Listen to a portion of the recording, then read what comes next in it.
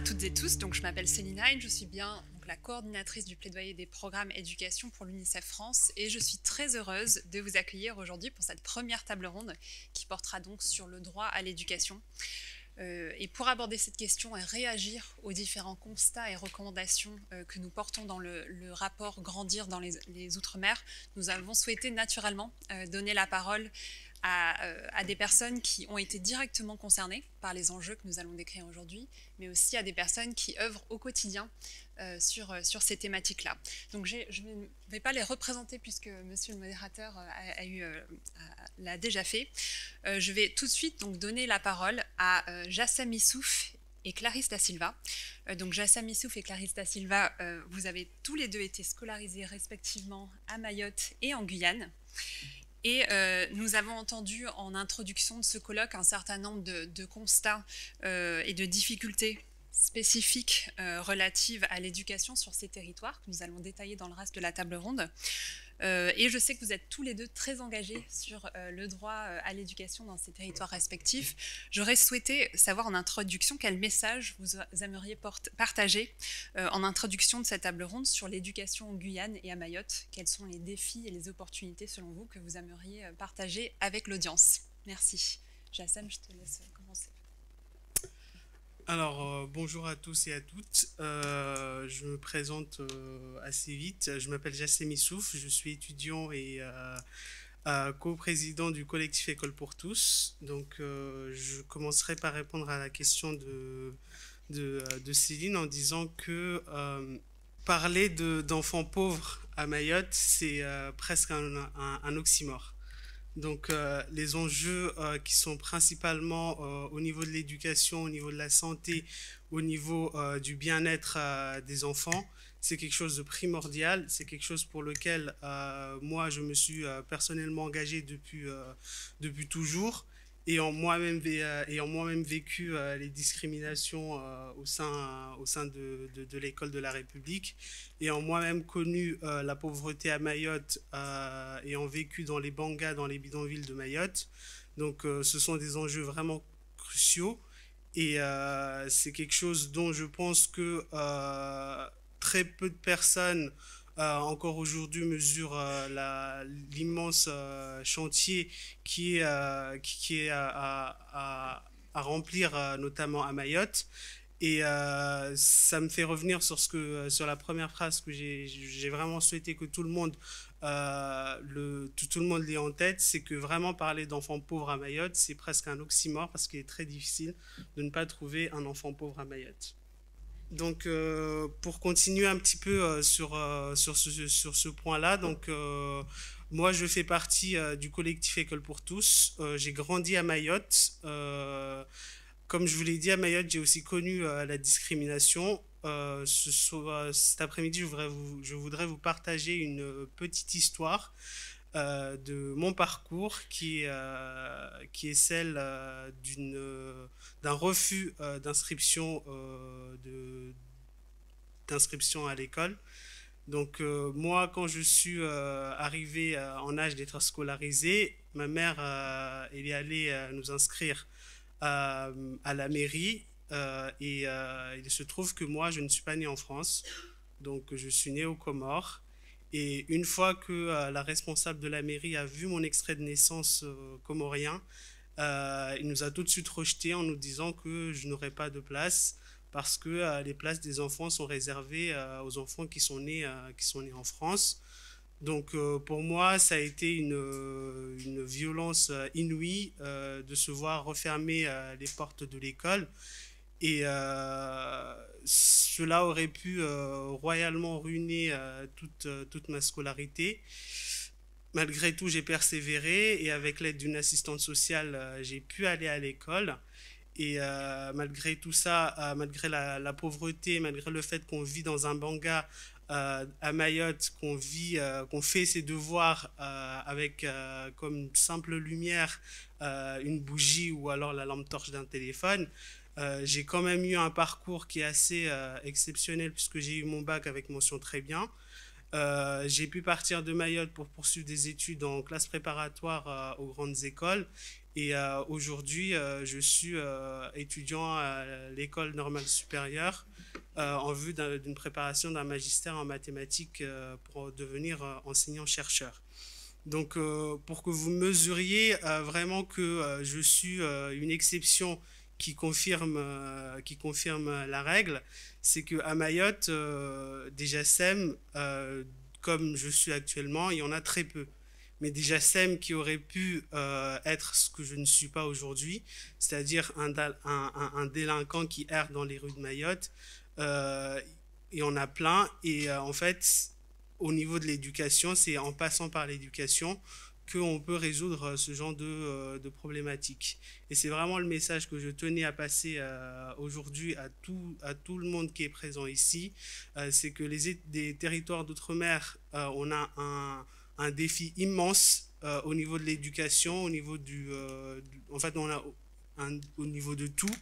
Et sur, surtout pour les enfants, parce qu'ils sont l'avenir, parce que moi je veux que demain il y ait des JACEM comme moi et pas des JACEM qui sont refusés à l'école.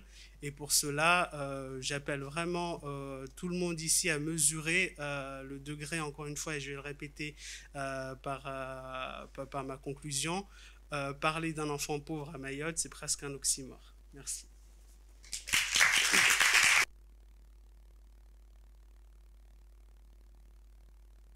Merci beaucoup, Jassam. Clarisse? Bonjour à tous, je me représente Clarisse da Silva. Je suis de la nation Kalinia-Teleuyu de Guyane française.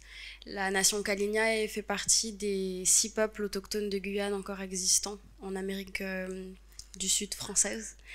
La Guyane est un petit territoire français qui se trouve en Amérique du Sud entre le Suriname et le Brésil.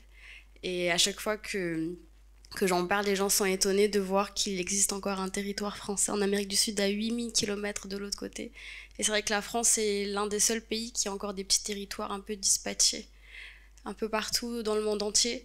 Et c'est ça, je pense, qui fait aussi la beauté des luttes qui se croisent. Et là, je parle en termes d'éducation, c'est-à-dire que là, on présente un rapport sur l'éducation dans les Outre-mer, et on voit qu'il y a des similitudes entre les territoires, même si on est éloignés des uns des autres. Et du coup, je retrouve un peu ce que dit mon collègue à côté, je retrouve un peu la même chose en Guyane.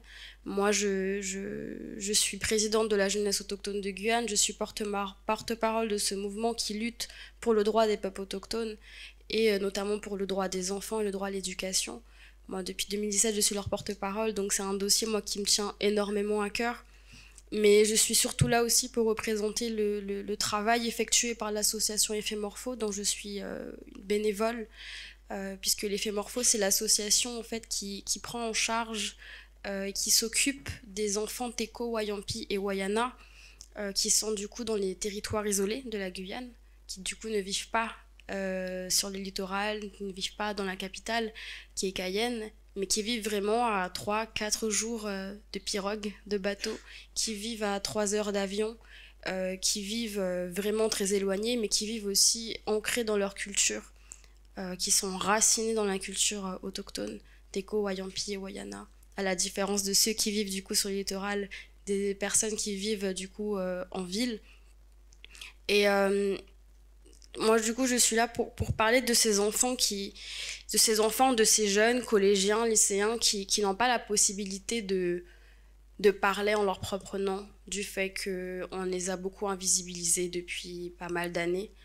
Et moi, je pense que c'est un peu mon côté grande sœur qui fait que je suis là pour eux. Donc moi, quand j'ai commencé à m'intéresser à cette question de l'éducation des jeunes de l'intérieur, c'est parce que moi, j'ai grandi en ville, dans un village à côté de la ville, à Saint-Laurent-du-Maroni. J'ai été en école privée jusqu'au collège. J'ai toujours eu une très bonne éducation. Mes parents m'ont toujours soutenue dans tout ce que j'ai entrepris. Actuellement, je suis étudiante aux Beaux-Arts de Paris. Donc ce n'est pas donné à tout le monde de le faire. Et j'en suis reconnaissante. Mais c'est que moi, je me suis toujours posé la question de pourquoi j'avais une chance que les autres n'avaient pas. Et je voyais pas ça normal de voir que d'autres enfants autochtones, en fait, n'avaient pas les mêmes chances d'aller dans une bonne école ou d'avoir une éducation tout court. Dans les territoires isolés, on se retrouve dans une situation où on est tellement isolé qu'il y manque beaucoup d'infrastructures en termes de santé et en termes d'éducation. Ça fait à peu près 4 ans qu'il n'y a pas d'école primaire. Au niveau du Haut-Oyapock, donc dans les environs des villages, parce que les écoles sont fermées pour insalubrité et qu'il n'y a pas, du coup, comme il n'y a pas vraiment de possibilités, il n'y a pas de flux, c'est difficile, ça coûte beaucoup d'argent de ramener du matériel pour construire des infrastructures dans l'intérieur directement. Donc les populations de l'intérieur font face en fait à beaucoup de contraintes, mais qui sont juste purement logistiques et purement techniques. Et c'est là qu'on voit qu'il y a une inadaptation en fait par rapport au mode de vie de ces populations. C'est-à-dire que nous, on n'a jamais eu besoin de salles bétonnées. On n'a jamais eu besoin de ça pour mener à bien des projets. Il nous suffit juste, nous, un carbet. On prend quatre bouts de bois, on met des feuilles de palmier et puis on a notre carbet. Et on crée une salle de classe à l'air libre. C'est-à-dire que même en prenant ça en compte, je comprends qu'il y ait des cahiers des charges à respecter, énormément de choses, mais il n'y a pas de prise en compte en fait de ce qui se passe dans les territoires de l'intérieur. Et actuellement, je vais faire un focus sur les Téko et Wayampi, puisque c'est eux que je suis le plus souvent, avec qui je suis le plus en contact. Pour vous expliquer le contexte en Guyane, comme on est isolé, et comme il n'y a pas d'école, d'infrastructure scolaire directement dans les villages, ces jeunes sont obligés de partir dans la capitale de Cayenne, sur le littoral, pour pouvoir continuer leurs études au lycée. Ce qui nécessite un départ, ça nécessite une organisation et ça nécessite aussi un hébergement directement sur place.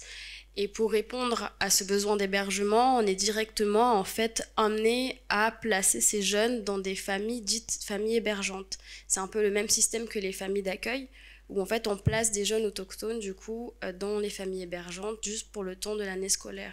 Et dans ce dispositif, ça a été énormément, pendant plusieurs années, on a été beaucoup sceptiques, puisque dans ces familles d'accueil, en fait, on s'est retrouvé face à des cas de violence physique et de violence morale et énormément de choses qui s'y sont passées. On va parler d'agression sexuelle, on va parler de viol, on va parler d'attouchement, on va parler de séquestration, on va parler d'extorsion. Et en fait, ça a été alimenté aussi par le fait que, malheureusement, en Guyane, on a encore, et je pense que c'est le cas pour pas mal de territoires, où en fait on a eu le stéréotype de l'Amérindien en fait qui ne réfléchit pas et qui ne sait pas réfléchir et qui ne mérite pas en fait sa place dans l'éducation, ne mérite pas sa place dans la société en général. Et malheureusement c'est violent et ça a toujours été invisibilisé, et du coup ça alimente beaucoup de racisme et de discrimination au sein des familles hébergeantes. Et du coup, on s'est retrouvés dans des situations d'urgence dans lesquelles les Fémorphos, eux, les accompagnent et surtout les sauvent, parce que c'est pas les aides, c'est véritablement les sauvent de certaines situations qui nécessitent des solutions d'urgence. C'est-à-dire qu'à 3h du matin, ils peuvent très bien aller chercher les jeunes s'ils sont dans une situation qui est grave. Et quand j'ai commencé à travailler avec Éphémorpho dessus, c'est parce qu'il y avait un travail de plaidoyer à faire aussi. Et surtout qu'il fallait quand même avoir... Eux, ils s'occupent vraiment de l'aspect très logistique, tandis que moi, c'est plutôt l'aspect politique en termes de discours, lorsqu'il faut parler de ce qui se passe et dénoncer des choses devant les politiques, devant des sénateurs, devant des députés, tenir informés comme ce que je fais là maintenant, et avec l'UNICEF, du coup. Mais du coup, on se retrouve dans cette situation comme ça, et en plus de ça, il y a aussi le problème du transport scolaire. Le souci des jeunes autochtones en Guyane, c'est que comme ça nécessite de partir à 3 heures ou à 3 jours de pirogue, malheureusement, on n'a pas non plus les mêmes modes de vie, c'est-à-dire qu'ils n'ont pas tous les parents n'ont pas les mêmes emplois que mes parents. On n'est pas payés au SMIC tous. Il y a aussi beaucoup de méconnaissance au niveau des droits.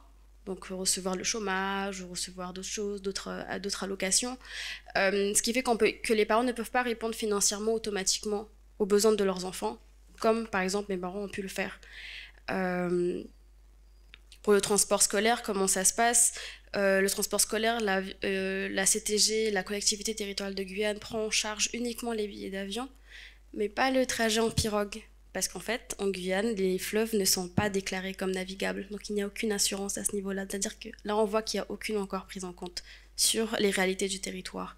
Une deuxième chose, c'est qu'une fois arrivés à Cayenne dans les familles hébergeantes, ils ne sont pris en charge que uniquement pendant la période scolaire. C'est-à-dire que pendant les vacances, les familles hébergeantes, normalement, sont dans l'obligation de garder l'enfant dans le cas où il ne peut pas rentrer chez lui. Mais parfois, ça ne se passe pas comme ça. Donc l'enfant se retrouve dehors. Certains sont en internat, sauf que les internats aussi ferment pendant les vacances scolaires. C'est-à-dire qu'on se retrouve dans une situation où, encore une fois, les enfants risquent de terminer dehors, et c'est là que Effet Morpho arrive pour les sauver, encore une fois. Et je vais pas non plus je vais pas monopoliser beaucoup trop la parole, mais dans tout ça, même si on fait un travail de plaidoyer, même si on fait un véritable travail politique derrière, même si on fait un véritable travail de terrain et un travail juridique, il y a quand même encore des injustices aujourd'hui. On compte en moyenne une tentative de suicide toutes les 2 semaines, ou un suicide au moins tous les mois, parce qu'il y a un mal-être qui se forme autour de toutes ces situations, et en fait tout est lié. Tout est lié par rapport à la question financière, tout est lié à la question culturelle, tout est lié à la question du droit, tout est lié à la question de la société et comment la société voit le jeune et comment on le traite. C'est-à-dire que maintenant, moi, ma position aujourd'hui, c'est surtout d'en parler, mais surtout de motiver les jeunes à pouvoir, comme le collègue, il a réussi. Pour moi, c'est un exemple de la réussite. Même si on vit dans des situations difficiles. Et moi, ce que j'ai pu remarquer quand ils ont su que j'étais acceptée aux Beaux-Arts de Paris, qui n'est pas une petite école, moi, j'ai eu plein de jeunes qui se sont permis de rêver. C'est-à-dire qu'ils m'ont demandé comment j'ai fait et quelles sont les possibilités qui leur sont accordées. Et en fait, je leur ai répondu que fait, c'est eux qui peuvent s'accorder toutes les possibilités pour pouvoir réussir. Et on les pousse tellement pas, et c'est dommage parce qu'il y en a qui ont beaucoup de capacités. Ils ont des connaissances de la forêt, ils ont des connaissances de leur culture, et qui peuvent leur permettre de réussir dans tout ce qu'ils entreprennent. Et du coup, moi, ma position en tant que représentante de la jeunesse autochtone, c'est de les motiver et de surtout leur dire qu'ils ont le droit de rêver et ils ont le droit de réaliser les rêves qu'ils veulent. Sauf que pour ça, il faut que la société nous aide aussi. Moi, je veux bien les motiver, je le fais pratiquement tous les jours, mais on a besoin aussi de l'aide de la société en général, mais surtout les élus locaux. Parce qu'en fait, le problème, il vient du système de l'intérieur, il vient pas de nous forcément. Donc voilà, merci beaucoup.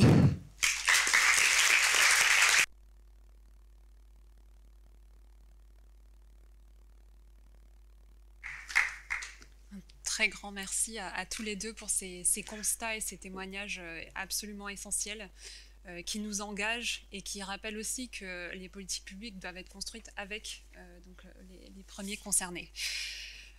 Vos constats et recommandations font aussi pleinement écho à ce que l'on peut retrouver dans le rapport Grandir dans les Outre-mer, la section éducation en particulier, que je vous recommande de lire dans sa version longue, puisque vous avez bien sûr accès à la synthèse, mais vous y trouverez aussi beaucoup de choses, donc je n'aurai pas le temps de détailler l'ensemble, mais je voulais quand même revenir sur certains des constats que nous y insérons. Nous avons appelé cette section « Entre égalité républicaine et différenciation territoriale » et différenciation ultramarine, puisque c'est vraiment une tension que l'on observe sur l'ensemble des droits, et en particulier pour ce droit à l'éducation. Comment s'assurer que chaque enfant en Outre-mer puisse jouir de son droit à l'éducation, malgré les défis importants que connaissent les territoires ultramarins? Alors, notre rapport fait état de difficultés particulières sur l'accès à l'éducation, on l'a évoqué déjà un petit peu, avec des difficultés liées au recensement, des freins administratifs et structurels à l'inscription scolaire qui persistent malgré certaines avancées. Et nous notons un manque d'accès aux dispositifs d'aller vers et aux services essentiels. Donc, Clarisse, tu évoquais les enjeux de transport, d'hébergement et de restauration scolaire qui, eux aussi, favorisent l'accès à l'éducation. Et puis, l'existence de certains dispositifs dérogatoires sur ces territoires, donc notamment ce dispositif des familles hébergeantes déjà abordé, mais aussi le système des classes en rotation et classes itinérantes à Mayotte, qui nous paraît particulièrement problématique et constituer une rupture d'égalité. Enfin, les enjeux de réussite éducative sont eux aussi prégnants en Outre-mer. Donc ça a été là aussi abordé déjà un petit peu en introduction, avec des taux de réussite inférieurs, bien inférieurs à ceux de l'Hexagone, et des difficultés particulières concernant le recrutement et la formation des enseignants. Donc on va se parler pendant cette dernière partie de la table ronde sur les enjeux plutôt de plurilinguisme. Mais avant cela, je voulais aussi rappeler que face à tous ces constats plutôt inquiétants, des hommes et des femmes œuvrent donc au quotidien au sein des associations et des institutions pour améliorer ces situations. Et donc, pour en parler, on va tout de suite donner la parole à la représentante de l'Éducation nationale. Donc, Frédérique Charbonnieras, je le rappelle, vous êtes chef de la mission des politiques éducatives d'Outre-mer, de la Direction générale de l'enseignement scolaire du ministère de l'Éducation nationale et de la jeunesse. Et la question que j'aimerais vous poser aujourd'hui porte sur comment l'éducation nationale a-t-elle su s'adapter pour garantir l'accès à l'école et la réussite éducative de toutes et tous en Outre-mer. Donc, vaste question, c'est à vous. Oui, bonjour à tous. Je vous remercie pour cette invitation à participer à cette table ronde. Alors, ma mission, effectivement, est chargée du suivi de la mise en œuvre des politiques éducatives dans les Outre-mer, les priorités ministérielles. Donc, je souhaitais rappeler, avant de rentrer directement dans la question de comment l'éducation nationale a-t-elle dû s'adapter et comment garantir la réussite éducative, je souhaitais revenir sur les priorités que nous nous donnons et rappeler, mais je pense que ça a été fait dans le rapport, il me semble-t-il, que les politiques éducatives, alors à l'exception peut-être de la Nouvelle-Calédonie et de la Polynésie, qui sont des territoires autonomes, mais les politiques éducatives, donc les priorités ministérielles, s'appliquent en Outre-mer, comme partout ailleurs dans l'Hexagone, et avec la volonté, donc, pour le ministère de l'Éducation nationale, de conduire une politique de différenciation territoriale pour apporter des réponses spécifiques et s'adapter donc aux besoins spécifiques, tout en rappelant évidemment l'ancrage dans le cadre national. Sur la politique conduite dans les Outre-mer, 3 axes prioritaires ont été dégagés à la suite des Assises des Outre-mer de 2017, puisque la population, à l'issue des débats, avait placé l'éducation nationale vraiment comme une priorité.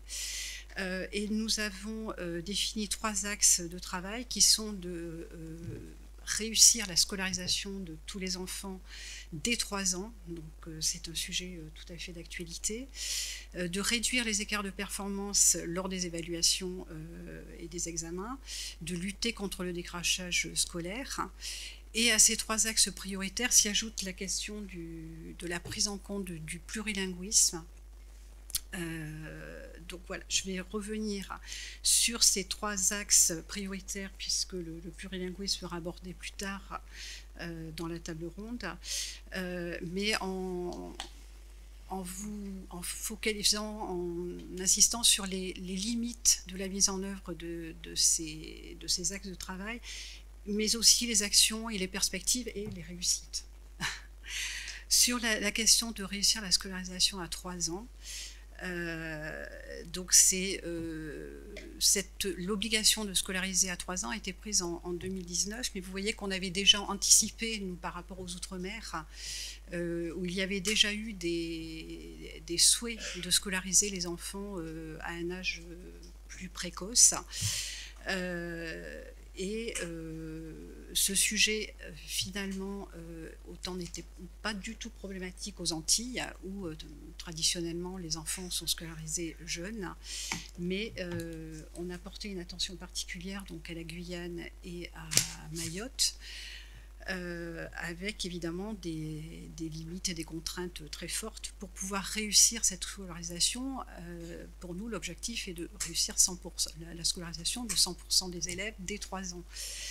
Alors, ce que l'on a constaté, alors les limites, hein, elles sont, on sait qu'il y a les limites liées au bâti, mais il peut y avoir des freins alors culturels, des freins liés à l'éloignement des lieux de vie de là où se trouve l'école, des difficultés de transport, que l'on sait dangereux finalement, autant en Guyane qu'à Mayotte.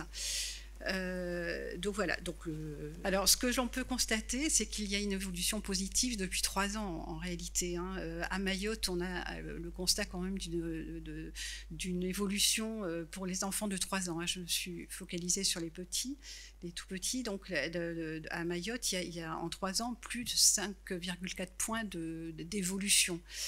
En Guyane, l'évolution est un petit peu moindre, mais la scolarisation à 3 ans est à plus de 72%. Mayotte, c'est à 63%. Donc voilà, on voit que les efforts faits localement portent leurs fruits dans ce domaine. Donc sur ce sujet du bâti, puisque c'est un sujet, peut-être que je reviendrai dessus tout à l'heure sur la façon de garantir aussi l'accès à l'éducation, mais sur la question du bâti, à Mayotte et en Guyane, mais à Mayotte plus récemment, l'État s'est mobilisé en fait pour accompagner. Comme vous savez, en fait, la compétence des constructions scolaires appartient aux communes, collectivités pour le premier degré. Donc à Mayotte, l'État s'est mobilisé pour accompagner ces communes dans la réalisation et l'ouverture de classes en fait. On a évalué le besoin à plus de 120 classes par an, ce qui est énorme, et donc des difficultés pour remettre à niveau, entre guillemets, ce nombre de classes nécessaires pour pouvoir scolariser tous les enfants. La bonne nouvelle et nouvelle encourageante que l'on a reçue récemment, c'est que pour la première fois, la programmation qui avait été annoncée sera respectée pour la fin décembre. Et les prévisions pour 2024 sont également bien engagées. Donc voilà, nous, on est très très satisfaits de cette convention qui est portée par l'Agence française de développement et par l'Agence du développement, j'arrive pas à le dire, l'ADF, l'AFD, l'Association des maires de Mayotte, la préfecture et le rectorat. Donc voilà, on souhaiterait que cette convention soit reconduite. Je lance un petit appel s'il y a quelqu'un qui écoute pour que cet accompagnement puisse perdurer. Voilà. Ensuite, à Mayotte, dans l'urgence, ce qui a été pris en compte, c'est qu'on a créé des classes itinérantes. Donc là, c'est pareil, le rapport en fait état de ces classes itinérantes. Où des locaux sont mis à disposition, mais pour scolariser les enfants qui ne peuvent pas être dans des structures écoles. Et en Guyane, ce qui a été mis en place, ce sont des écoles de proximité. Donc voilà, je vais rester modeste par rapport aux propos tenus par la jeune femme de Guyane. Mais en tout cas, l'idée du rectorat, ça a été d'ouvrir des classes de proximité dans les villages, dans les écarts, et de permettre alors l'affectation, nous, éducation d'un personnel, d'un professeur, et la collectivité, la commune, de locaux pour pouvoir accueillir ces enfants. Sur le deuxième axe de travail, donc réduire les écarts de performance lors des évaluations des examens. Donc force est de constater pour nous effectivement que les résultats sont décevants. Alors depuis quelques années, davantage encore aux Antilles et à La Réunion, où effectivement, il y a quelques années, les élèves de ces académies réussissaient aussi bien que d'autres élèves d'autres académies de l'Hexagone. Donc voilà, on travaille sur ces écarts, on s'interroge, on se mobilise. Donc il y a effectivement les évaluations qui sont passées à plusieurs niveaux de la scolarité. On prend en compte les résultats de la journée défense et citoyenneté qui évalue le niveau de lecture, mais tous ces chiffres-là sont, à mon sens, à relativiser, et je ne sais pas si on peut forcément comparer par rapport aux évaluations où d'un côté à la JDC c'est très très précis par rapport au niveau de lecture. Sur les évaluations, il y a des questionnaires donc très très particuliers, et lors des examens il y a un travail préparatoire qui n'est pour accompagner les élèves à l'examen, qui n'est pas fait au moment des évaluations. Donc il faut les écarts qu'il peut y avoir entre les résultats aux évaluations et les résultats aux examens, qui globalement sont plutôt favorables, les résultats aux examens, on relativise effectivement ces chiffres pour la scolarité de ces enfants. Donc pourquoi les enfants, on peut s'interroger sur le fait que pourquoi les enfants réussissent moins bien dans les Outre-mer. Donc je pense qu'il y a des points qui ont été évoqués tout à l'heure sur les conditions pour aller à l'école. L'environnement de l'école, parfois l'environnement n'est pas sain, on a vu qu'il y a le manque d'eau, c'est pas forcément serein par rapport à la sécurité, il n'y a pas forcément du matériel adapté, il y a des aléas climatiques, donc les conditions d'accueil sont parfois compliquées et de fait, on peut lier ces conditions d'accueil au bien-être de l'élève pour pouvoir passer dans les apprentissages. C'est-à-dire que si un enfant, on sait très bien, pas suffisamment alimenté ou qui en manque de sommeil, ou voilà, probablement ne réussira moins bien, il sera beaucoup moins disponible pour les apprentissages. Donc nous, à l'Éducation nationale, pour essayer de faire mieux réussir ces élèves, on travaille sur le développement de la formation des formateurs, de pouvoir trouver les bonnes méthodes pédagogiques qui puissent permettre de passer dans la lecture, dans l'apprentissage de la lecture, alors apprentissage du français, apprentissage de la lecture. Et il est développé en parallèle un plan national de prévention de l'illettrisme, où l'outre-mer a une place évidemment très importante. Là, en 2023, les travaux ont porté sur la prévention et la lutte contre l'illettrisme, comment sécuriser les parcours jusqu'à l'obligation de formation des jeunes de 16 à 18 ans, par exemple. Et donc ce programme de formation sera reconduit en 2024. Donc localement, les académies prennent également en compte ces situations, et par exemple en Guyane, il y a eu les assises pour la maîtrise du français qui ont été organisées au printemps 2023. Donc localement, c'est un sujet aussi qui est porté par les équipes. Sur le point, sur la question de lutter contre le décrochage scolaire, donc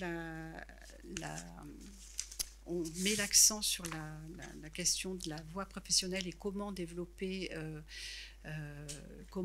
cette voie de formation qui est majoritairement choisie dans les Outre-mer en réalité. Donc nous, on se focalise sur le fait de comment faire en sorte que ce choix de la formation professionnelle ne soit pas un choix par défaut, et pour les élèves et pour les familles. Donc voilà, du coup, on accompagne les jeunes et par ce biais-là, on espère ne pas faire en sorte qu'il y ait des ruptures dans les parcours scolaires. Donc il y a des différents dispositifs, hein, la mission de lutte contre le décrochage scolaire qui permet le repérage des jeunes en risque. Et d'autres dispositifs. Alors tout à l'heure, vous avez cité le service militaire adapté. Alors effectivement, nous accompagnons ce dispositif par la mise à disposition de professeurs des écoles dans chacun des régiments. Et c'est pour nous un levier de remédiation ou d'accompagnement pour permettre à des jeunes qui étaient sortis du système sans diplôme de retrouver une voie de formation et d'obtenir un diplôme, de s'insérer dans la vie professionnelle. Et effectivement, ça a un grand succès localement. C'est un dispositif très ancien, hein, puisqu'il date de 1961, et effectivement très, très soutenu, très accompagné par le commandement du RSM, du SMA au niveau national. et avec qui, chaque année, nous participons effectivement aux travaux rendus par ce commandement. Alors, sur la prise en compte du plurilinguisme, je vais peut-être pas m'étendre, mais il y a plusieurs thématiques sur la question de la reconnaissance des langues, sur la question de la nécessité de distinguer la prise en compte de la langue d'origine pour passer dans le français et l'enseignement des langues régionales. Donc, je pense que vous allez en évoquer tout à l'heure. Oui. Alors, je ne sais pas si je passe ensuite sur le 2 minutes, parce que du coup, comment l'éducation nationale a-t-elle dû s'adapter pour garantir l'accès à l'école? Donc effectivement, il y a des freins qui ont été identifiés. Vous avez parlé de l'inscription à l'école, de l'accès à l'école, donc je pourrais... il y a eu des évolutions sur ces inscriptions à l'école. La réglementation a évolué récemment sur le fait qu'on n'a pas à fournir obligatoirement toutes les pièces justificatives. Donc le texte prévoit que les familles peuvent fournir, il y a 3 documents que les familles peuvent fournir, mais une attestation sur l'honneur peut suffire pour que l'enfant puisse aller à l'école. Donc après, effectivement, il y a le rôle, il y a la question de la non-scolarisation, mais on y reviendra peut-être plus tard. Je ne sais pas si vous souhaitez qu'on en parle. Sur la question de la non-scolarisation, effectivement, la difficulté porte sur le fait d'établir le nombre d'enfants non scolarisés. Les données ne sont pas forcément fiables. On a le rectorat de l'Académie de Guyane a conduit une étude avec l'INSEE. Donc c'est vrai que les chiffres sont importants, mais se situent entre 2000 et 5000 élèves, enfants, jeunes qui ne seraient pas scolarisés. Les chiffres sont à peu près similaires à Mayotte, d'après les études conduites aussi, en termes de recherche.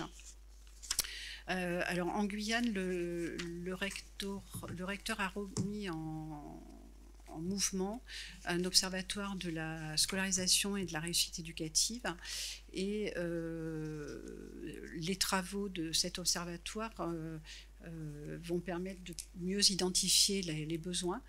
Et je pense qu'il y a un engagement qui a été fait pour que les chiffres, que les données soient réactualisées chaque année, que le rectorat puisse publier effectivement les données nécessaires pour le développement des différentes politiques. Je vais conclure, effectivement. Alors, il y avait la question de l'attractivité des territoires liée à la situation des personnels. Ce que je souhaitais dire par rapport à l'attractivité des territoires, c'est que, certes, on a du mal à recruter localement des professeurs, mais des dispositions ont été prises pour permettre, par exemple, des concours nationaux à affectation locale. Donc ce sont des mesures dérogatoires en fait en termes de recrutement. Alors ça a été fait pour Mayotte, ça a été fait plus récemment pour la Guyane. Pour la mobilité, on développe les postes à profil lorsqu'il y a des besoins spécifiques qui sont identifiés. Et on essaie de faciliter aussi le retour des personnels originaires de ces territoires en ciblant les critères d'intérêt matériels et moraux en fait pour ces personnels-là. Mais des travaux ont été conduits en interministériel tout au long de l'année dernière, et une circulaire a été publiée en juillet dernier sur ce sujet-là. Et il y a pour les personnels affectés dans ces territoires des indemnités spécifiques. Alors je pense à la Guyane avec une indemnité d'isolement, puisqu'on sait la difficulté de travailler dans les sites isolés en Guyane. Voilà, pour conclure, alors je vais dire que on y met des moyens en fait, hein. Donc c'est vrai que si on met en rapport les moyens par rapport à la réussite, donc c'est parfois, je dirais, décevant, mais on travaille à ce qu'il y ait des réductions de ces écarts de réussite, et on déploie des dispositifs d'égalité des chances donc dans ces territoires, comme l'éducation prioritaire qui est présente beaucoup plus qu'ailleurs en réalité. 100% en Guyane et à Mayotte, plus de 50% à La Réunion, 50% en Martinique et en Guadeloupe. Donc on accompagne les établissements qui accueillent des publics identifiés comme dans des situations sociales difficiles. On a déployé à la rentrée 2022 les contrats locaux d'accompagnement, donc là pour des établissements qui ont des caractéristiques similaires socialement à ceux de l'éducation prioritaire, en déployant des mesures RH et un contrat basé sur la mobilisation de l'ensemble des personnels de l'établissement. On a développé une mesure spécifique dans le premier degré, une mesure du livre bleu Outre-mer, donc qui est le soutien scolaire dans le premier degré, qui est unique, vraiment spécifique à l'Outre-mer, qui n'existe pas dans l'Hexagone. Il y a d'autres dispositions pour permettre la réussite éducative, c'est l'adaptation des programmes. Pour prendre en compte les cultures de ces territoires, les situations régionales, les patrimoines. Donc les adaptations se font en histoire-géographie, en sciences et vie de la Terre. Et d'autres dispositifs spécifiques. Alors actuellement, il y a des projets qui sont construits localement dans le cadre du Conseil national de la Fondation Éducation. Donc c'est notre école faisant-la ensemble. Et il y a des projets qui remontent des académies d'outre-mer. Et à titre d'exemple, la prévention de l'illettrisme du CP à la 3e en Martinique, ou alors le numérique en Guyane. Donc voilà, pour dire que localement, les académies ont des idées, proposent et essaient de faire en sorte que tous les enfants puissent réussir. Donc je vais vraiment conclure là. Je suis désolée d'être trop longue. Donc voilà, pour nous, c'est vraiment une politique volontariste pour que tous les enfants aient droit à l'éducation, qui est un droit essentiel, hein, qui est inscrit dans la Constitution. Donc au-delà des politiques nationales, donc les contextes particuliers des territoires conduisent à imaginer, à créer, à trouver des solutions en fait. Pour répondre aux besoins des élèves. Mais donc l'éducation ne peut à elle seule, je pense que j'ai déjà entendu, lever l'ensemble des freins qui ont été repérés. Il nous faut nous concentrer donc sur les enjeux de la réussite éducative pour renforcer la maîtrise des savoirs fondamentaux. Et je pense que l'action partenariale est vraiment essentielle pour permettre aux jeunes, à tous ces jeunes, de réussir. Et je pense qu'il faut qu'on soit tous unis pour l'école, finalement. Voilà. Merci beaucoup, Madame Charbonneras, pour ces éléments. Donc, on aura l'occasion de revenir sur certaines des mesures lors du temps de questions-réponses avec la salle. Je passe donc sans transition à la dernière partie de cette table ronde. Nous allons évoquer en particulier les enjeux liés au plurilinguisme et l'école française. Donc si vous avez parcouru le rapport, vous verrez qu'on accorde une place importante à ce sujet-là. Donc tant sur des enjeux vraiment de réussite éducative et du droit à la scolarisation que pour répondre à l'article 30 de la Convention internationale des droits de l'enfant sur lequel la France a émis une réserve, mais qui sanctuarise le droit pour chaque enfant d'employer sa propre langue. Donc sur ce sujet, nous défendons dans le rapport 2 recommandations principales, et c'est sur ce sujet-là que les intervenants auront l'occasion de se prononcer.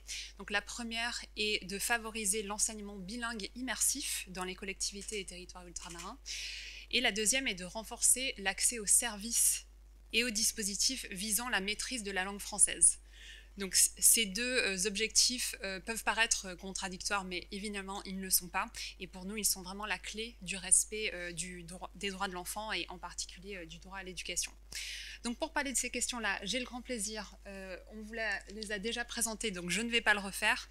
J'aurai une première question à adresser donc à mes deux spécialistes de ces questions-là. Donc je rappellerai juste que vous êtes donc 2 spécialistes des questions de plurilinguisme à l'école française et tous 2 donc cités à multiples reprises dans notre rapport. Donc je vous adresserai tout d'abord une question qui porte sur vos réactions peut-être sur notre rapport. Est-ce que les constats et recommandations que nous formulons dans notre rapport s'accordent avec vos propres observations? Donc peut-être Madame L'Église, ou peut-être Monsieur Brisset si vous préférez, je vous laisse. Alors, je vais commencer donc par me présenter, donc inspecteur général de l'éducation, du sport et de la recherche. Donc on est placé à cette inspection générale auprès de plusieurs ministères, éducation nationale, enseignement supérieur, sport. Et j'ai été correspondant académique territorial de cette inspection générale pour la Guyane et les collectivités outre-mer pendant 8 ans. Et donc, en gros, j'étais chargé de faire le lien entre l'éducation nationale sur ces territoires et Paris. C'est-à-dire Paris, c'est-à-dire l'administration centrale et le cabinet des ministres. Et j'ai fait plusieurs déplacements en outre-mer, donc à Wallis-et-Futuna, Polynésie française, Saint-Pierre-et-Miquelon. Bon, Saint-Pierre-et-Miquelon, c'est un peu particulier et pas uniquement à cause du climat, qui est froid, très froid, beaucoup plus froid. Et puis, j'ai fait aussi beaucoup... Je m'attends juste pour un chiffre. J'ai davantage de natifs d'outre-mer dans ma circonscription que d'habitants à Saint-Pierre-et-Miquelon. Oui, voilà. 6 000. C'est ça. Et surtout en Guyane. Alors, j'ai fait des déplacements partout, mais en Guyane, plus d'une vingtaine de fois. Et des thématiques communes ont été évoquées sur l'isolement, sur l'éloignement, sur les conséquences du climat. Et par ailleurs, j'étais pilote d'un rapport, alors je vais vous donner son nom en entier, évaluation des dispositifs favorisant la prise en compte des situations de plurilinguisme qui ont été mis en place dans les dispositifs, dans les académies outre-mer et à Wallis-et-Futuna, et qui date de décembre 2020. Alors on ne parle pas formellement de la Polynésie française et de la Nouvelle-Calédonie, puisque ces territoires ont des compétences en matière éducative et qu'on ne peut le faire si elles ne nous autorisent pas, mais il se passe des choses là-bas. Et c'était une réponse notamment aux Assises de l'Outre-mer et au Livre bleu Outre-mer de 2018 qui demandait d'étudier certaines recommandations relatives au plurilinguisme. Et la DGESCO a dit à l'inspection générale, écoutez, étudiez tout ça et puis donnez-vous vos réponses. Alors si je regarde un peu, j'ai lu attentivement et j'étais un peu interrogé avant, le rapport qui vient d'être publié. Bon, il y a de petites erreurs factuelles, mais que j'ai un peu signalées. Et puis, en fait, le rapport évoque l'essentiel. Alors, je ne parle pas uniquement des conditions de vie des enfants dans ces territoires, de la pauvreté. J'insiste beaucoup sur le logement, des conditions de logement qui ne favorisent certainement pas le travail scolaire à la maison, par exemple. Il y a vraiment les plus grands défis. Alors, en fait, la scolarisation de tous les enfants sur ces territoires, il y a un problème d'infrastructure, ça a été dit. Donc des manques de salles de classe, même si l'État fait beaucoup plus là-bas qu'il devrait le faire. Hein. Si on prend la Guyane, depuis le grand mouvement de 2017, il y a un plan pour construire des salles de classe, des écoles, des collèges et des lycées, alors qui reprend du retard parce qu'on manque de foncier, parce qu'on a des problèmes de construction, et donc les premiers établissements qui devaient ouvrir, les EPLE en 2021, n'ont ouvert qu'à la rentrée 2023, donc voilà, avec des internats qui ouvrent le week-end, d'ailleurs, c'est un peu la tendance. Mais ça ne suffit jamais, en fait, on n'arrive jamais à affronter l'accroissement démographique extraordinaire des deux principaux territoires que je connais, Guyane et Mayotte, parce qu'il y a une natalité très forte et un solde migratoire aussi très fort dans les deux cas. Deuxième problème, c'est les enseignants. On manque d'enseignants, il n'y en a jamais assez. Et puis le problème des enseignants, c'est que ce sont souvent des jeunes enseignants, peu expérimentés et beaucoup de contractuels. Bon, la Guyane, par exemple, c'est environ 15% de contractuels dans le premier degré, 30% dans le second degré. Et comme ça a été dit, plus vous vous éloignez de ce qu'on appelle la capitale Cayenne et du littoral, plus vous avez de contractuels et de jeunes enseignants, peu expérimentés. Ce qu'on appelle les sites éloignés, isolés. Alors, pour vous représenter, c'est au fin fond de la forêt amazonienne, c'est dans le Haut-Oyapok, dans le Haut-Maroni, sur lesquels on y va en avion et en pirogue à moteur. Et on met pas mal de temps et ça coûte plus ou moins cher en fonction de l'offre et de la demande. Il y a le problème des transports scolaires, de l'internat, de la restauration scolaire. Mais en gros, il faudrait pouvoir déjà au moins accueillir tous les enfants, et j'insiste beaucoup, dès la maternelle. Et tout ça pour répondre au second enjeu dont on doit parler, c'est la maîtrise de la langue française. Alors, ce n'est pas la maîtrise de la langue française parce que c'est la meilleure langue, etc. Mais de fait, c'est quand même la langue de la réussite scolaire et éducative qui est au cœur de nos missions. Et il suffit de regarder les résultats aux évaluations nationales en CP, en CE1, en 6e, notamment en français, les résultats au JDC en matière d'illettrisme. Vous regardez les chiffres de Guyane et Mayotte, c'est assez... on part de très très très loin. Alors il y a des légers progrès, il faut le constater, mais on part de très très loin. Alors le problème pour moi et pour mon rapport, c'est c'est ça, grandir dans les Outre-mer, c'est comment concilier le plurilinguisme et la maîtrise du français. C'est-à-dire, dans les faits, comment améliorer la maîtrise de la langue française, qui est aussi la langue de l'insertion citoyenne et professionnelle aussi dans notre pays, alors que quasiment tous les enfants à Mayotte, et plus des 2 tiers en Guyane, ne parlent pas français à la maison, n'ont pas le français comme langue première. Alors ça a été dit, il y a des dizaines de langues en Guyane, il y a des chercheurs qui les ont comptées, bushilingué, amérindien, mong, brésilien, espagnol, syrien ces dernières années, chinois, etc. Il y en a 2 principales à Mayotte, Shimaoré et Kibushi.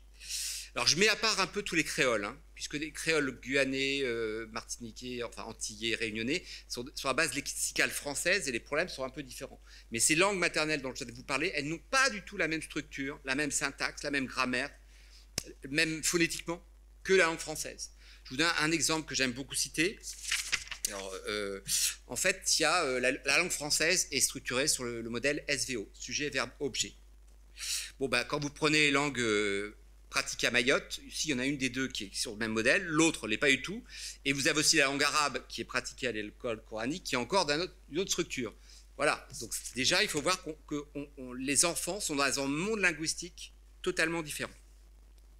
Alors, ce qu'on dit dans notre rapport, alors qui s'appuie beaucoup sur les travaux de la recherche, alors j'ai eu la chance d'avoir le Covid-19 pour avoir le temps de me plonger dans toutes les recherches qui existent, alors tant au niveau international qu'au niveau francophone et au niveau français, dont nous avons une représentante à ma droite.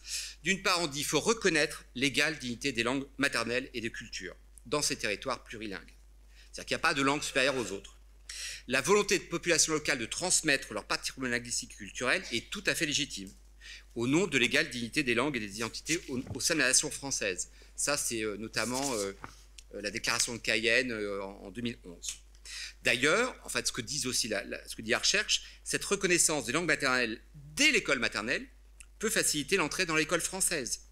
Et d'ailleurs, dans la langue française, puisqu'ils découvrent la langue française à l'école.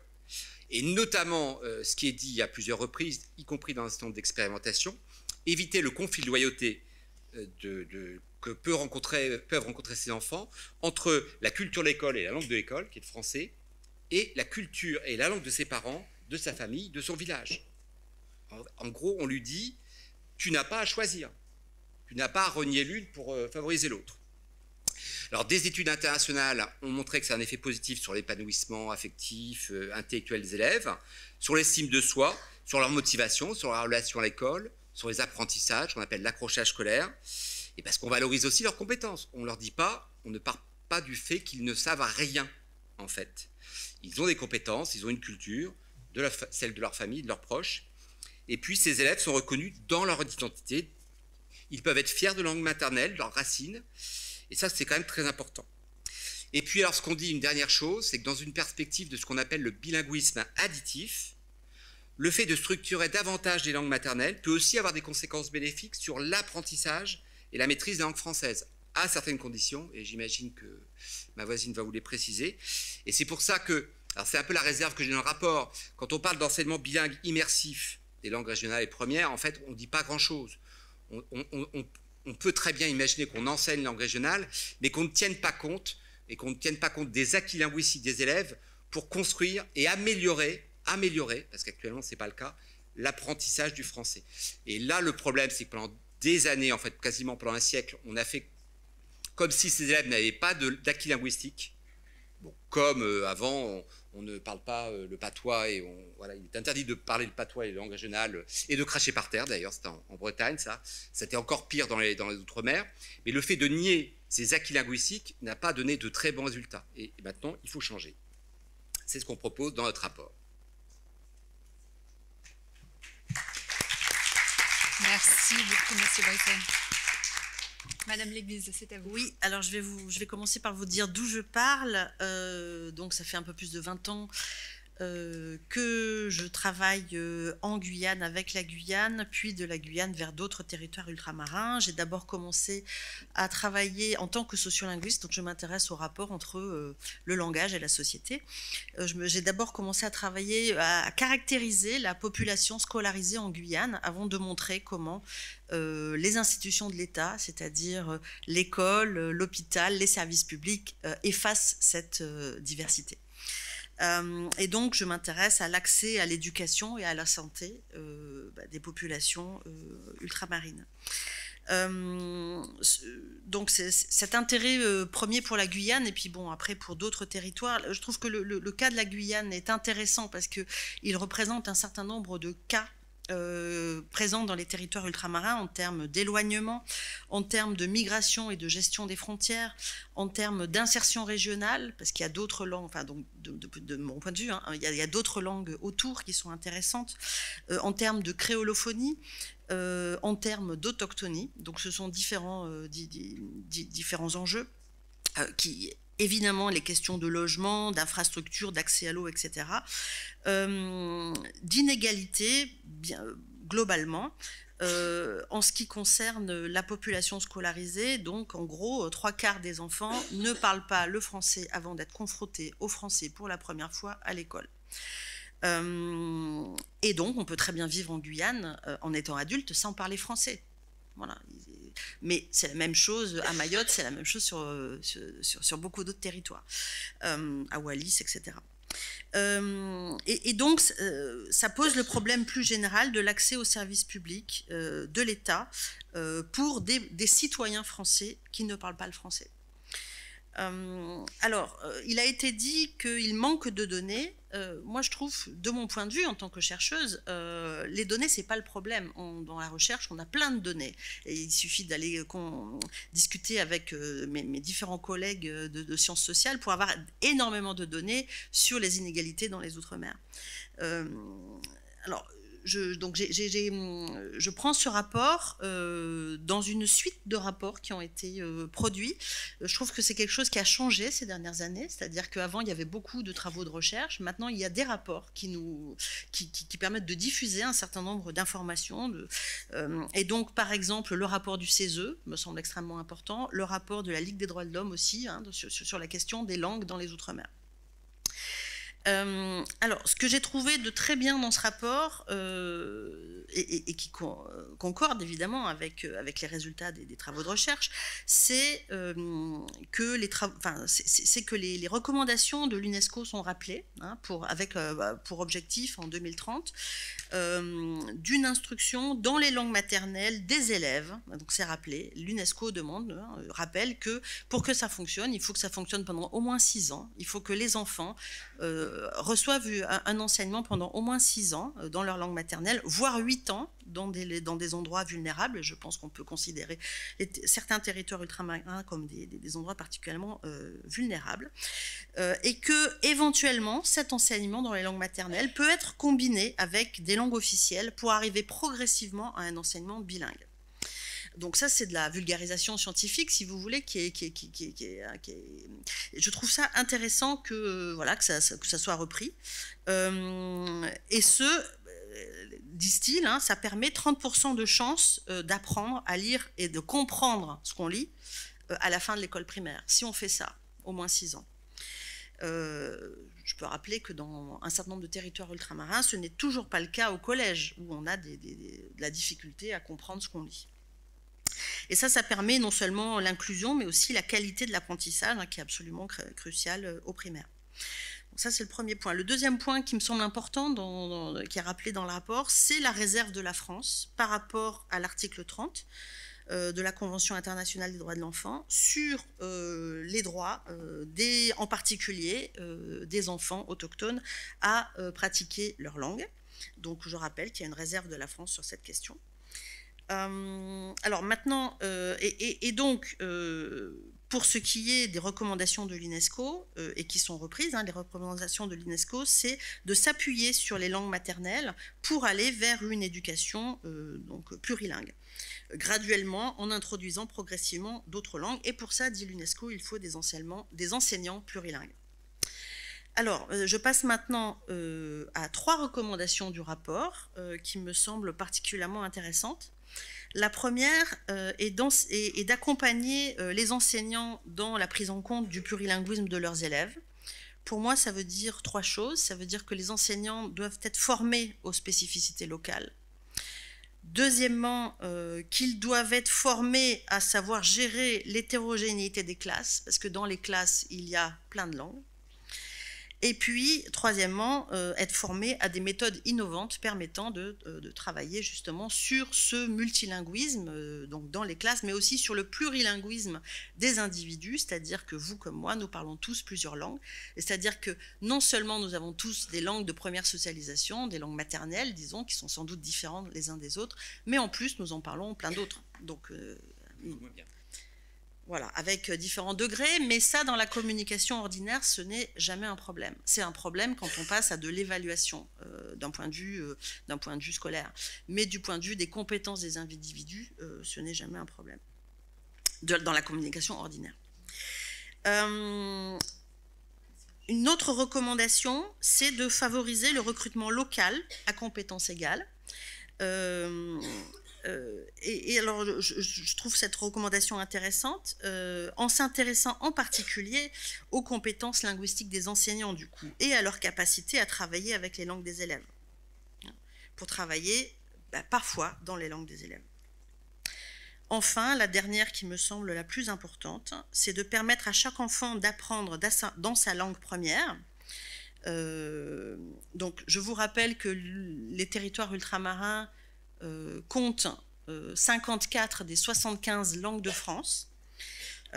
Et donc, il y a une proposition d'intégrer ces langues comme des langues régionales, ce qui n'est pas le cas pour l'instant. Je reviendrai peut-être là-dessus après, dans la partie de discussion.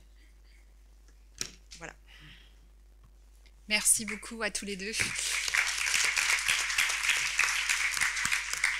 Alors, on est un tout petit peu en retard, mais j'aimerais quand même pouvoir vous poser une toute dernière question sur les pistes que vous suggéreriez pour aller plus loin dans une meilleure prise en compte du plurilinguisme à l'école française. Donc, en comptant sur vous pour être bref dans vos réponses. Merci. Il faut voir d'où on part. Hein. On part donc d'une très grande méfiance vis-à-vis des langues premières maternelles. Parce que c'est la conception de la République française, notamment sur la 3e, et ça continue assez loin. Maintenant, il y a toujours une petite méfiance en se disant, oui, c'est le lien avec autonomie, indépendantisme, etc. Mais je crois qu'il faut dépasser ça, et surtout dépasser le conflit entre les langues maternelles et la langue française. Il faut essayer d'aller dans une perspective très pragmatique, très pragmatique. Alors c'est intéressant, certes, de pouvoir offrir un enseignement des langues culture régionales au primaire, un enseignement facultatif comme c'est le cas actuellement en collège, en lycée. Et c'est d'ailleurs ce qui a été encouragé dans le SIOM de juillet 2023, puisqu'il était dit qu'il fallait prendre en compte les langues maternelles. Il fallait accueillir, ça c'est très bien, dès que possible, et notamment dès l'entrée à l'école maternelle, on doit pouvoir être accueilli dans la langue maternelle. Ça c'est très bien. Mais voilà, je crois qu'il faut aller beaucoup plus loin. Et donc, et je souscris, je vais prolonger ce que dit ma voisine. En fait, l'objectif, ce serait que dans toutes les classes, notamment de Guyane et Mayotte, les enseignants soient outillés pour travailler à la fois sur les langues maternelles et dans les langues maternelles, d'où l'important quand même d'avoir des enseignants locuteurs, et puis aussi d'avoir les stratégies pédagogiques pour comparer, par exemple, le vocabulaire, enfin la syntaxe d'une langue que je vous disais, en français on fait sujet, verbe, objet, dans telle langue, ah ben non, on ne fait pas en cet ordre-là. Et on compare, et c'est comme ça d'ailleurs qu'on construit la langue française. Ça demande des compétences, ça demande une formation, ça demande un accompagnement, dans ce qu'on appelle notamment, alors, ne pas aller jusque-là, mais la certification FLE, FLS, français langue étrangère, français langue seconde, parce que sur ces territoires, le français est une langue seconde. Et donc le principe, et la proposition de loi là, de l'Assemblée nationale en parle, c'est de s'appuyer dans la langue maternelle comme tremplin, elle utilise cette expression, alors je ne souscris pas, je n'ai pas à commenter une proposition de loi, mais en tout cas, l'utilisation de tremplin vers l'apprentissage du français, c'est-à-dire qu'on considère la langue maternelle déjà en elle-même, on la reconnaît en elle-même, mais en plus, on s'appuie sur les compétences linguistiques des élèves pour apprendre le français, langue seconde, par cette approche qui est dite comparative ou contrastive. Alors, tout ça, on ne l'exprime pas comme ça, parce qu'en fait, on a quand même eu un certain nombre d'expériences, en Nouvelle-Calédonie, en Polynésie française notamment. Ça peut marcher sous certaines conditions. C'est actuellement expérimenté dans des classes bilingues en Polynésie française et en Guyane, avec de premiers résultats plutôt positifs quand on regarde les résultats aux évaluations nationales, et notamment, pour l'instant, c'est essentiellement les évaluations CP, entre les élèves concernés et les élèves de groupe témoins. Mais il y a un effort de formation qui est gigantesque à faire. Alors, quand je regarde un peu la Guyane, ce qui est un peu positif, c'est qu'on commence à avoir de plus en plus d'élèves bushinengués qui arrivent au lycée, qui arrivent à l'université et qui s'engagent dans les métiers d'éducation. Donc, ils pourront devenir des PE locuteurs. C'est pour l'instant beaucoup moins le cas pour les Amérindiens qui ont du mal. Alors, bon, elle parlait des familles, la jeune parlait des familles hébergeantes, mais certains vont en internat. Mais imaginez de passer d'un carbet où il n'y a pas de mur, de vivre dans la forêt amazonienne, à un internat dans un environnement urbain, c'est un peu culturellement très difficile et c'est vrai qu'il dépasse rarement le stade du lycée, à part quelques belles exceptions comme la candidate. Donc il y a des progrès, on commence à se saisir des enjeux dans une approche très pragmatique, très pédagogique et non pas dans une approche qui était un peu, pendant un siècle, qui était les langues premières contre les autres, le français. Merci beaucoup. Madame L'Église ? Oui, je voulais donc juste revenir sur différents types de dispositifs qui existent, comme un dispositif d'immersion en langue maternelle, la langue maternelle étant la langue d'enseignement, parce que je pense que c'est nécessaire de distinguer, parce que c'est pas très clair en fait. Donc si on parle de ça, si on parle de l'initiation à une langue régionale, juste pour avoir quelques heures pour être initié à la langue, ou si on passe à un enseignement bilingue qui a pas, donc soit cet enseignement bilingue avec quelques heures par semaine, soit à parité horaire. Et là encore, tout dépend si c'est suffisamment long pour permettre vraiment le développement de compétences dans les deux langues ou si on l'envisage uniquement comme une béquille pour passer au français très rapidement. Donc il y a différents types de dispositifs qui existent actuellement et qui sont possibles. Et en fait, voilà, je pense que l'objectif, c'est d'en développer certains. Plus que d'autres. Alors, nous, on travaille dans un projet de recherche sur les inégalités éducatives, le rôle des langues dans ces inégalités éducatives et dans l'accès au savoir, dans l'enseignement du français et des mathématiques, sur tous les territoires ultramarins. Et donc, en fait, avec donc à la fois des chercheurs, des praticiens, on essaye de trouver des méthodes innovantes, comme le rappelait mon collègue, pour arriver à allier à la fois la pointe de la recherche sur ces questions et des considérations pratiques. Donc, voilà, arriver à passer à de la comparaison, par exemple, quand on a des classes extrêmement hétérogènes et comment on fait. Parce que des solutions existent, bien évidemment. Alors, je voudrais juste rappeler que les États généraux du multilinguisme dans les Outre-mer, organisés par la DGLF-LF en 2011, ont abouti à une déclaration à Cayenne, avec un certain nombre de points, dont l'un d'entre eux étant le droit des enfants et des adultes à apprendre à lire et à écrire dans sa langue maternelle dès le CP. Et ça, afin d'accéder au langage écrit et oral. Il y a un blocage politique sur ces questions, puisque ça c'est en 2011, il y a toujours un blocage politique sur ces questions, avec, je pense, des gros problèmes. En 2021, les États généraux du multilinguisme dans les Outre-mer qui se sont réunis à La Réunion ont accentué les questions sur l'accès aux services publics et l'accès au savoir, ces savoirs étant l'accès aux services publics, éducation, santé, justice, et donc l'accès au savoir également. Je pense que là, on est, je ne l'ai pas dit jusqu'à présent, hein, mais on est quand même dans la plupart du temps face à de la souffrance et face à de la violence épistémique qui est vécue par les populations locales. Alors, donc oui, s'il faut pousser, je pense que la langue maternelle comme langue d'enseignement est absolument nécessaire dans les endroits où les enfants ne parlent pas français, en famille ou dans l'environnement ou dans la vie sociale. Et donc c'est le cas à Wallis, c'est le cas à Mayotte, c'est le cas en Guyane, c'est le cas aussi à La Réunion où en fait ce qu'on parle c'est une alternance entre du créole réunionnais et du français par exemple. Et puis on pourrait parler aussi du cas des Antilles par ailleurs. Alors le problème que ça pose actuellement avec ce blocage politique dont j'ai parlé en fait, avec la seule possibilité qui est laissée, qui est de dire mais toutes les langues qui ne sont pas reconnues comme des langues régionales ne peuvent pas entrer dans ces dispositifs. La loi Molac voilà, a permis un certain nombre de langues d'être entre guillemets, enfin non, après Dayson, Molac, etc., d'entrer dans le code de l'éducation. En fait, le principe d'égalité républicaine serait de traiter les différentes langues parlées sur un même territoire de la même manière. Et c'est en ce nom que je pense que les différentes langues, par exemple, langues de France, qui sont parlées à Wallis, en Guyane française, à La Réunion, etc., eh bien, devraient être toutes traitées sur le même pied d'égalité.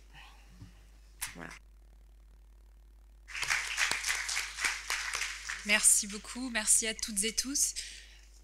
Alors, on est malheureusement un peu contraint par le temps.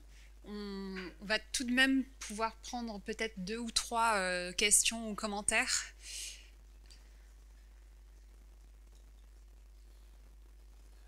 Bonjour à toutes et à tous. Je voulais remercier et féliciter l'UNICEF pour cette belle initiative et puis saluer les collègues députés, la présidente de la délégation droits de l'enfant, Perrine, associée à cela. Puisque nous sommes pris par le temps, j'irai droit au but. Les préconisations sont intéressantes. Vous avez beaucoup parlé de Mayotte et de la Guyane, à juste titre, puisque vous avez des difficultés particulières. Les autres territoires ultramarins présentent aussi ces mêmes difficultés, notamment pour l'enseignement, l'apprentissage notamment. Et Madame la directrice de l'enseignement supérieur, scolaire, vous avez parlé de concours national à affectation locale. Bon, il se trouve que c'est moi qui fais passer cette disposition-là.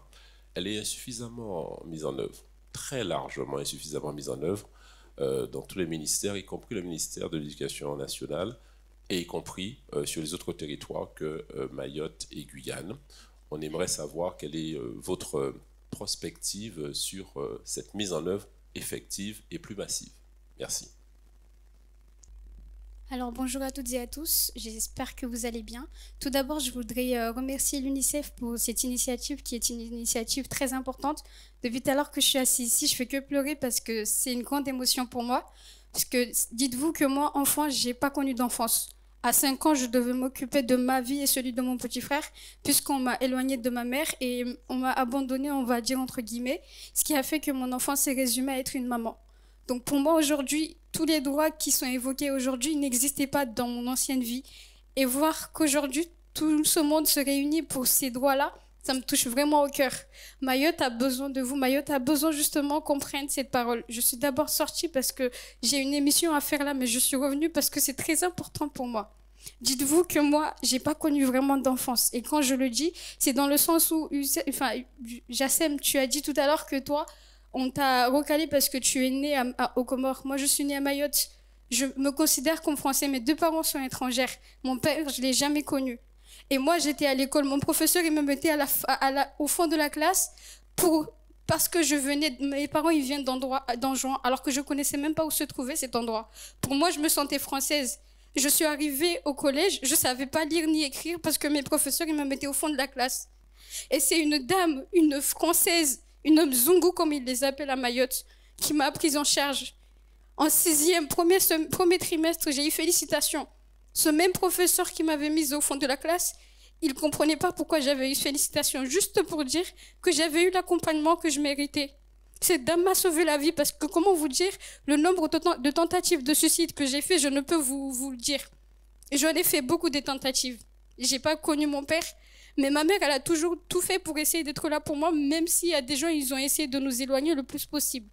Donc vraiment, tout ce que vous faites aujourd'hui, Mayotte a besoin de vous. Mayotte crie, mais on a l'impression de ne pas être entendu. Je suis en France actuellement, mais mon cœur, il est à Mayotte. J'ai été victime, je me suis fait agresser, j'ai eu une machette sur mon cou. Et qu'est-ce que je me dis? On est français, mais pourquoi on subit tout ça? Mayotte a vraiment besoin de cette aide. Donc je vous prie, s'il vous plaît, mesdames et messieurs, ne lâchez pas l'affaire parce que moi aussi, je suis avec vous. Et j'espère de tout cœur que tout ce qu'on fait aujourd'hui aura ses fruits très prochainement. Merci beaucoup.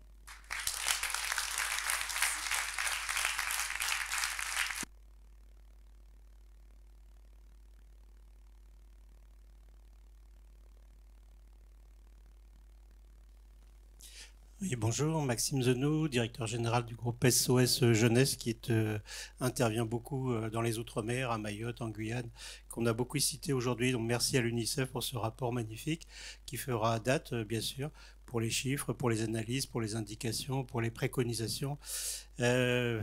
Comment dire, le sujet est vaste et nécessiterait d'y passer beaucoup de temps, mais je vais aller assez vite. Il a été évoqué l'importance des associations et le complément que les associations peuvent apporter à l'action publique dans les départements et territoires ultramarins. Et aujourd'hui, les associations dans les Outre-mer sont en difficulté. Les associations, qu'elles soient d'origine ultramarine ou qu'elles interviennent dans les Outre-mer, en mobilisant le plus souvent d'ailleurs beaucoup d'ultramarins, elles sont vraiment en difficulté, des difficultés de financement, des difficultés de fonctionnement qui correspondent aux difficultés qui ont été énoncées depuis tout à l'heure, et cette carence, parce qu'aujourd'hui on est vraiment dans des situations de carence avec des départements qui sont insuffisamment abondés, insuffisamment financés, mais je ne vais pas rentrer dans une polémique aujourd'hui de niveau national sur les relations entre l'État et les départements. Pour ce qui concerne en particulier la politique de protection de l'enfance et les politiques de la jeunesse, j'allais dire, on a un vrai sujet dans notre pays aujourd'hui de considération de la jeunesse. Une fois passée la sidération que disait merveilleusement la jeune fille devant moi, il faut aujourd'hui passer l'étape de la considération pour aller véritablement dans des politiques d'action. Malheureusement, les moyens n'y sont pas. Il n'y a pas vraiment de coordination ou de correspondance entre les problématiques qui sont soulevées depuis tout à l'heure et les réponses qui sont abordées. Donc on a un vrai sujet aujourd'hui de mobilisation et encore une fois, merci à l'UNICEF d'avoir engagé cette mobilisation. Merci. Une dernière question. Oui. Donc bonjour à tous.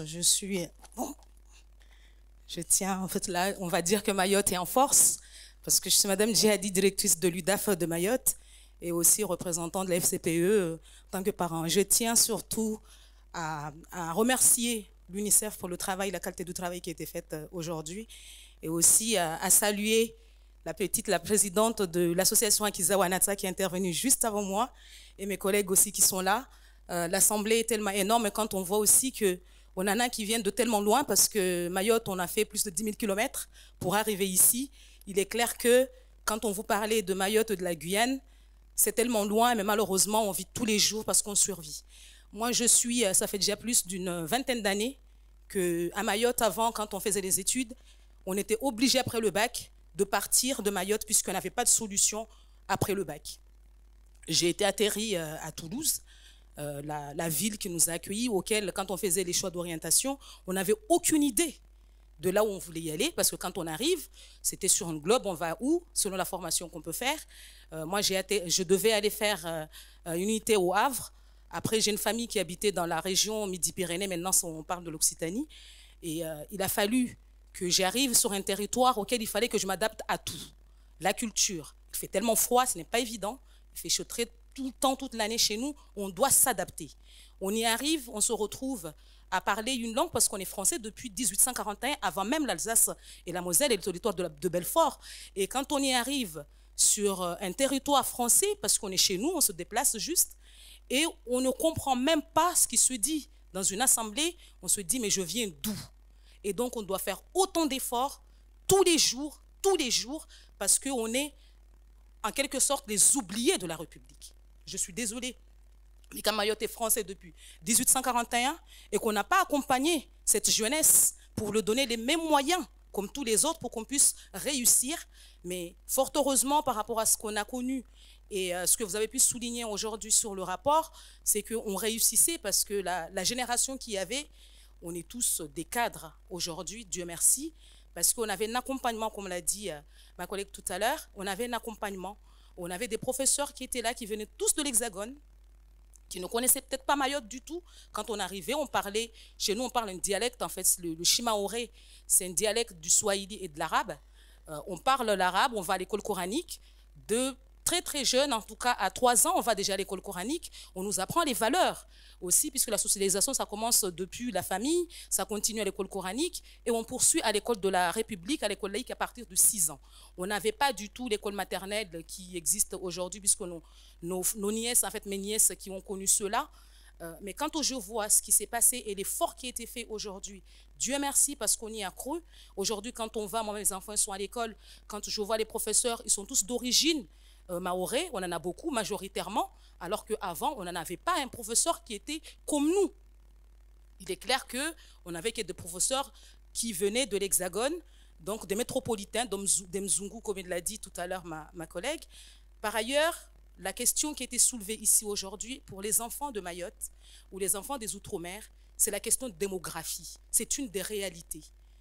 Les enfants de la France sont faits à Mayotte. Ici, on a des problèmes, on n'a pas des enfants. À Mayotte, on fait tous les ans plus de 10 000 classes, 10 000 naissances par an, plus de tous les jours, il y a plus de 30 enfants qui sont nés. Ça veut dire qu'il faut construire des classes tous les jours.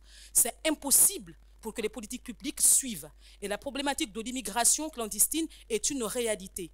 Aucun territoire sur le territoire français, en tout cas, arriverait à survivre avec plus de 40% de la population qui est d'origine étrangère et en situation irrégulière. Et ça, c'est une réalité. On ne peut pas construire des écoles tous les jours à Mayotte. C'est impossible. Donc, on se retrouve dans une classe avec une classe très hétérogène. Les enseignants, ce qu'ils font, c'est énorme. Mais quand on arrive dans une salle de classe avec 5 niveaux, comment faire? Vous l'avez dit tout à l'heure, monsieur l'inspecteur, on a besoin des enseignants qui parlent la langue française, langue étrangère, le FLE. La plupart des enfants mahorais parlent français, des enfants mahorais. Mais certains d'origine étrangère et des primo-arrivants, ils ne parlent pas le français. Moi, je suis parent d'élèves. Quand je suis dans des conseils de classe, que je vois les résultats, je pleure. Il y a une vingtaine d'années, mes enfants qui étaient en terminale, quand on voyait les résultats aussi, parce que moi j'ai vécu plus d'une dizaine d'années en Moselle, quand ma fille, je partais à Mayotte, les résultats qu'on a fait pour les tests de ma fille en 6e, c'est ce qui a été fait en 4e à Mayotte. Et ça, c'est une réalité. Par rapport au madame. niveau. Donc, merci beaucoup en tout cas pour la qualité du travail qui a été fait. Mais nous devons survivre et on a besoin bien sûr du soutien. Et il faut aller sur place pour voir vraiment ce qui se fait et ce qui se passe, comme dit un artiste local. Il faut aller sur place pour voir ce qui se passe. Mais nous y croyons beaucoup. Grâce au soutien, avec l'union de tout le monde, en tout cas, on va y réussir. Et je tiens à saluer la jeunesse mahoraise qui est un espoir pour nous tous. Merci beaucoup. Merci beaucoup. Alors, nous sommes malheureusement à court de temps, mais ce qui est bien, c'est que nous avons la pause tout de suite, ce qui va permettre de poursuivre les échanges pendant ce temps informel. J'aimerais juste pouvoir donner à Madame Charbonnieras la parole pour répondre à la question plus spécifique qui lui avait été adressée. Et vous laisser oui, sur le recrutement à affectation locale, alors effectivement, cette mesure dérogatoire, c'est pour la Guyane et Mayotte à ce jour. À ma connaissance, il n'y a pas de projet de développer le dispositif. Si cette décision a été prise, en fait, cette mesure a été prise, c'est en raison de la problématique de l'attractivité sur ces deux territoires, qui ne se vit pas de la même manière sur les autres territoires ultramarins, excepté, on peut dire, à Saint-Martin, Guadeloupe, mais c'est uniquement pour cette raison-là. Ceci dit, par rapport à la mobilité, il y a des dispositions qui sont prises et une expérimentation qui est conduite depuis 2 ans maintenant avec des postes à profil, lorsque des postes à besoins spécifiques sont identifiés. Donc là, il y a un mouvement particulier qui est fait.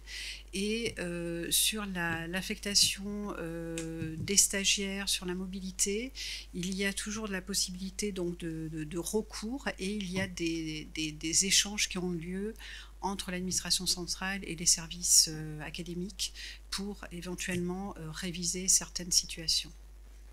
Voilà, à ce stade, c'est ce que je peux vous dire sur les recrutements. Merci beaucoup. Monsieur le député, vous vouliez conclure? Conclure, c'est beaucoup dire, parce que là, ça me paraît même pas ambitieux, ça me paraît surtout légitime. On a eu 3 interventions très différentes sur Mayotte. Les 3 interventions sont parfaitement réelles. Et chacune a un prisme particulier qui est porté sur une réalité qui est extrêmement dure. Il y a officiellement 280 000 habitants à Mayotte, il y en a en réalité à peu près 400 000, en tout cas au moins 400 000. Évidemment, je veux bien qu'on ait toujours des mots très généreux pour dire que tout est facile et qu'il suffit de décréter un principe pour le rendre réalité. Je ne suis pas sûr que le moindre de nos territoires pourrait réussir à s'en sortir avec des tensions pareilles. Donc il faut avoir cette réalité-là en tête, ce qui ne veut pas dire qu'il faut abandonner ceux qui sont d'abord les premières victimes et ceux qui sont les plus fragiles dans ces situations, mais qu'il faut avoir conscience que ce sont des sociétés qui sont aussi parcourues de contradictions, de fractures, de difficultés à résoudre, et que trouver un chemin de concorde là-dedans n'est pas toujours aussi simple. Donc il faut favoriser, moi j'aime beaucoup l'histoire, de votre histoire, monsieur, parce que c'est celle aussi d'un élitisme républicain qu'on a réussi à maintenir, au nom des principes de la République qui permet l'émancipation et l'élévation des personnes qui ont le talent pour le faire, et en même temps, vous me décrivez la difficulté de franchir le cap initial qui est monstrueuse en tant que tel. Aujourd'hui, les choses sont différentes. On voit les situations comme vous, mademoiselle, sur le fait qu'on ne peut pas laisser des personnes dans une telle détresse. En réalité, il y a aussi ce que vous décrivez, madame, c'est-à-dire des tensions énormes autour de cela, et qu'à mon avis, il faut encore une fois trouver un chemin de traverse. Moi, j'entends les logiques sur les langues, je n'y connais rien. Mais je n'y connais vraiment rien. Mais par contre, je sais une chose, c'est que moi, politiquement, vous disiez que c'était un principe politique, c'est un principe politique.